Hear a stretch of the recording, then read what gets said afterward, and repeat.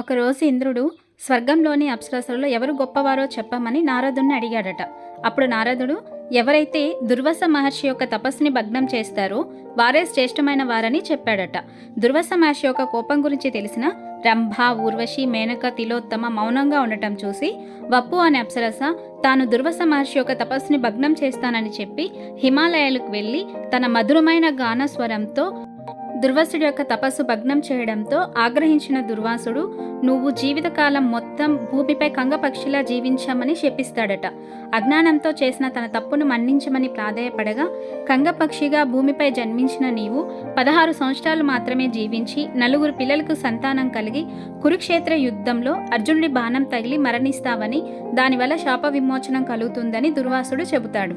అలా కంగ పక్షిగా జన్మించిన అప్సరస కురుక్షేత్ర యుద్ధాన్ని స్వయంగా చూడాలనుకుని కురుక్షేత్రానికి వెళ్ళి అక్కడ అర్జునుడి బాణం తగిలి